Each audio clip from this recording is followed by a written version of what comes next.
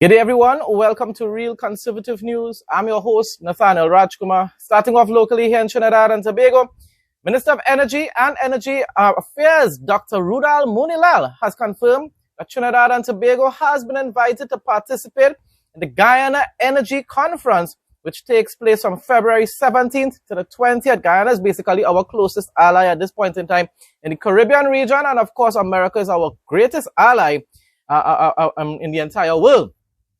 Globally speaking, or internationally speaking. Speaking to reporters at the post-cabinet media briefing on Thursday evening, he noted that discussions are ongoing to select a high-level delegation to represent Trinidad and Tobago, which will soon be finalized. The Guyana Energy Conference and Supply Chain Expo is an annual event uniting industry leaders, policymakers, and stakeholders to explore developments and opportunities in energy and supply chains.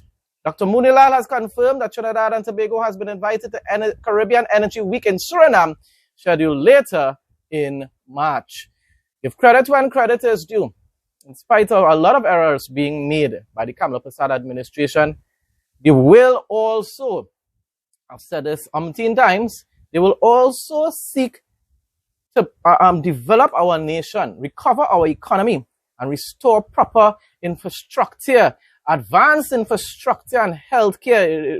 They're going to improve the healthcare and education system here in Trinidad and Tobago. I will continue to hold them accountable when it's needed, but I'm also going to applaud them when they take actions such as this, which is to try to revive the energy industry, which is the backbone of our economy in Trinidad and Tobago. And let's just hope once again, that the reopening of the our refinery Petrotrin will be done sometime this year. That will be a day of celebration, in my opinion. It should be a day of celebration here in Trinidad and Tobago. Shell Global CEO Wael Sawan has placed Venezuela and the pending U.S. sanctions approvals at the top of the company's regional priorities, signaling that offshore gas developments could soon be tied directly into TNT's energy system. Once again, now we all know the PNM was trying to make certain deals and whatsoever. But remember, they were distancing themselves from the Trump administration and America to an extent. They were trying to play, two different sides at the same time, and they cannot do that with America. It's either you're on America's side or you are not. And it's good to be on America's side because they're the defender of democracy. But getting back, so this once again is just giving credit to the Kamala Prasad administration for making the right decision, which is to stand with America.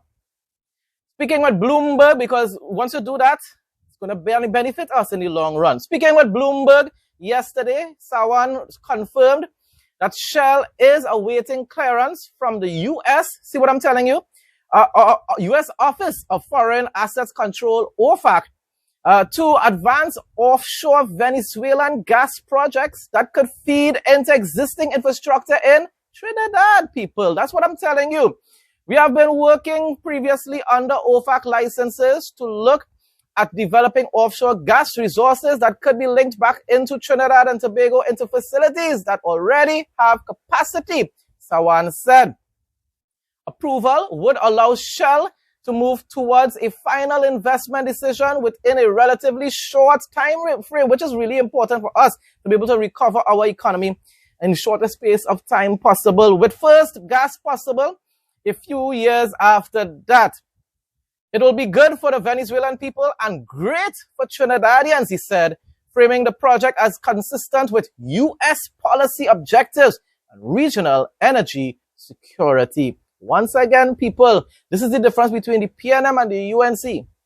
UNC made the right decision and is standing firmly with our American allies, because although we want trade with Venezuela and Cuba and other countries, we need America more than any of those other nations. And that's just reality that all of the other small island prime ministers and leaders should acknowledge as well. We need them. Honestly speaking, we all know they do not need us.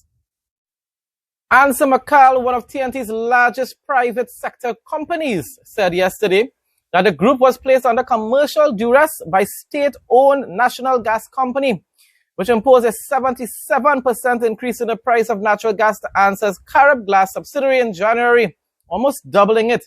Prime Minister Kamala Prasad says, my goodness. Now, while I will continue, as I said before, I'm not going to do like the UNC people, and I'm also not going to do like Marshall Walker. I'm balanced. And I will commend when they do good, and I'm going to criticize, like in this case, when necessary. My response, subsidies were supported by the UNC population for many years because it prevented the cost of goods and services from skyrocketing, which reduces the purchasing power of most citizens. The more the cost of living increases, people, the less ability the citizens have to have purchasing power to be able to purchase goods and services. Everyone knows that. Everyone understands that. And UNC for many years opposed when tax burden was increasing all the fuel. We knew that. We knew that the subsidies were there, were put in place by Eric Williams, actually, PNM, as a buffer to be able to protect the purchasing power of the working class citizens. Now, all of a sudden, that doesn't matter anymore. Now that we're in charge, these same online activists and politicians have adopted PNM's well-known taxpayers cannot continue to pay this bill narrative. And of course, they will say, but in this case, the removal of the subsidy is going to affect the 1%ers. Like I think Philip Alexander said that. It's affecting the SAPGAs and whatsoever and thing. Yes, but we all know when you increase costs for them, they are going to hand it down to the consumers. Philip, and you once upon a time knew that, my dear brother. I won't be surprised if Kamala decides to remove all the remaining subsidies from gasoline and diesel by the ending of this year. How can this party expect to win in 2030 if they continue to break their campaign promises and adopt PNM style of governance? You're doing good on one hand, but you're overshadowing all that good that you're doing with these errors. And then you have people like Philip, who was respected by so many in Trinidad and Tobago, that is now just blindly defending and supporting anything that the Kamala Prasad administration does and says. Minister of Public Utilities Barry Padarat says the Water and Sewage Authority lost $250 million in potable water under the previous PNM government over a 6-year period. But the current administration has put an end to mismanagement, corruption, and waste. Once again, give credit when credit is due, and he does. Padarat is doing a good job in the Ministry of Public Utilities. I just don't think he should be part of be functioning in any role in the Prime Minister office.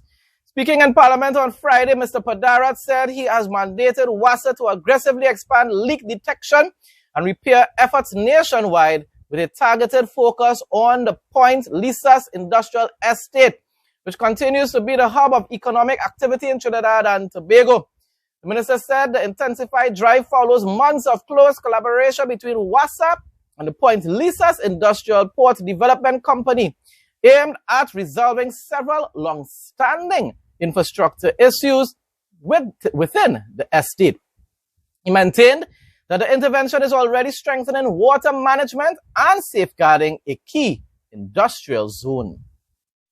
Attorney General and Minister of Legal Affairs Anil Nanlal in Guyana called on opposition leader U.S. indicted Azudin Mohammed to tell the Guyanese citizens why he is facing serious federal indictments abroad, underscoring it as a matter of national concern. And it is, people. It's not just about politics.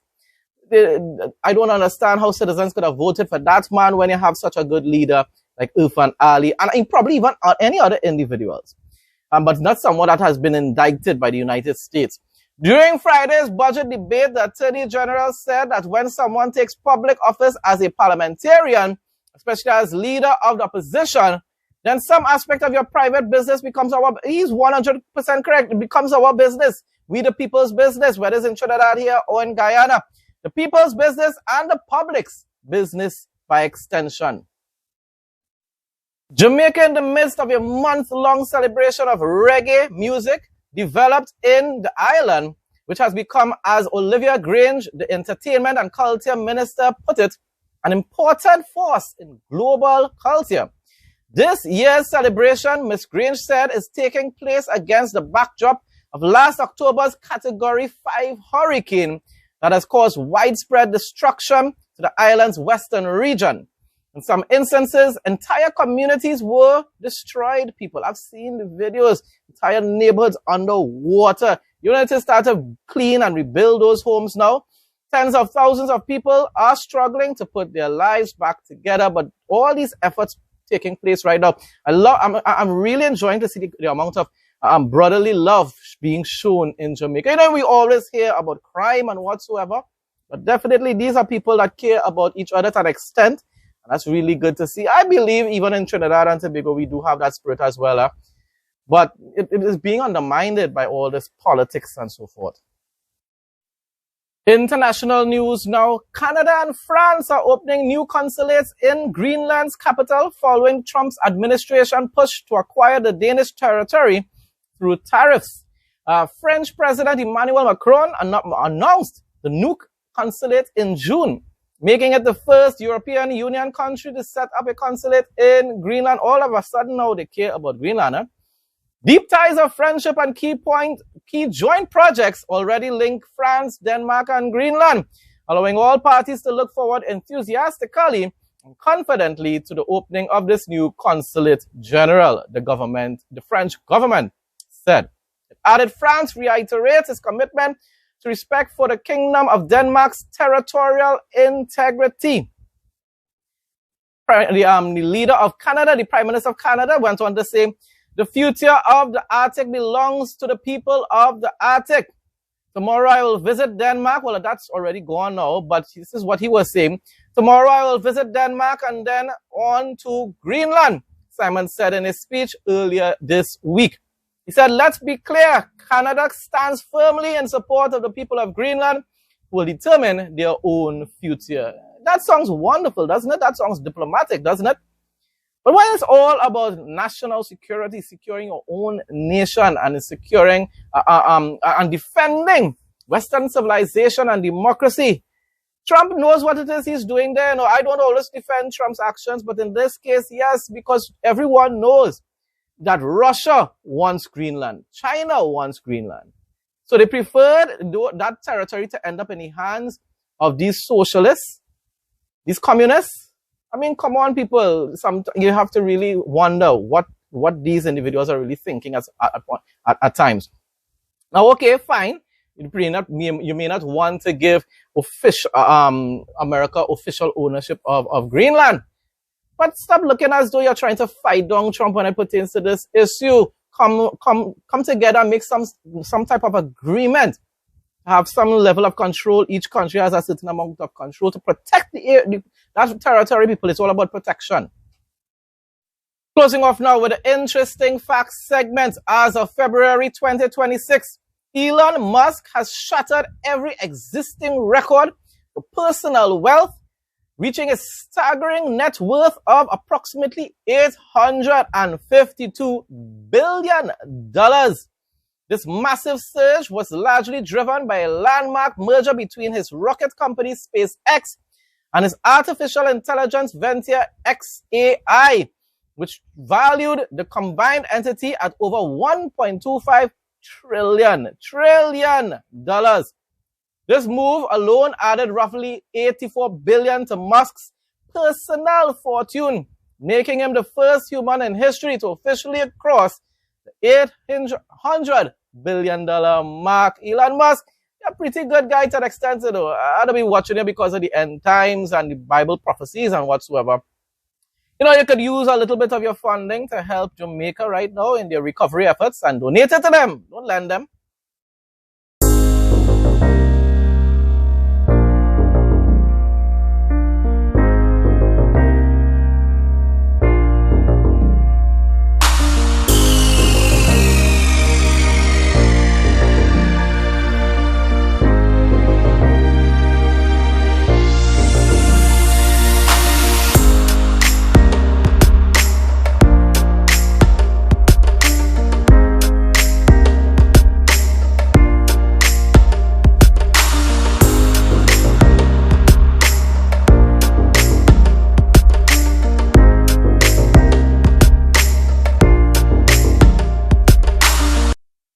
that brings us to the end of today's news report. Thanks again to everyone who continues to support my content.